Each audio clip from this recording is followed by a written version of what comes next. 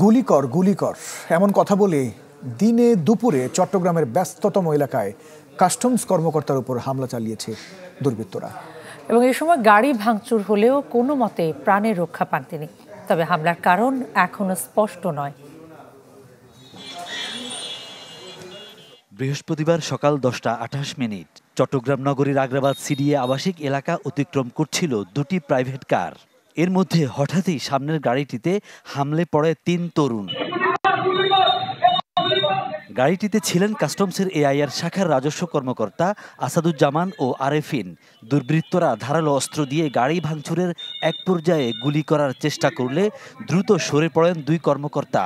এতে ব্যর্থ হয়ে একটি মোটরসাইকেলে পালিয়ে যায় মুখোশধারী দুর্বৃত্তরা। নতুন এবং ফিরে আসা গ্রাহকদের জন্য নগদে চলছে ক্যাশব্যাক সহ প্রতিদিন হাজারো উপহার জেতার সুযোগ। হবে আশা আর ফেরা, সারপ্রাইজ সেরা। হামলা করা হয় অর্থে তার গাড়িতে লাথি মেরে করা হয়, গ্লাস ভেঙে ফেলা হয় এবং মোটরসাইকেলে আরোহী যারা ছিলেন তারা গুলি কর বলে শব্দ বলেন এবং তারা তখন দ্রুত গাড়ি টান দিয়ে পালিয়ে যান। ঘটনাস্থল থেকে পুলিশের উপকমিশনারের কার্যালয় মাত্র কয়েকশো গজ দূরে। ঘটনার পরপরই সেখানে ছুটে যান কাস্টমস ও পুলিশ কর্মকর্তারা। হামলার কারণ খতিয়ে দেখা হচ্ছে বলে জানান তারা। জড়িতদের ভিতরে এক্সাক্ট ব্যবস্থা নেওয়া হবে। যেই অফেন্স করেছে সেই অফেন্সের এগেইনস্টে আমরা ব্যবস্থা নিব। আমাদের টিমগুলো ইতিমধ্যে দেখছেন মাঠে কাজ করছে, আমরা ইনশাল্লাহ ধরে ফেলব।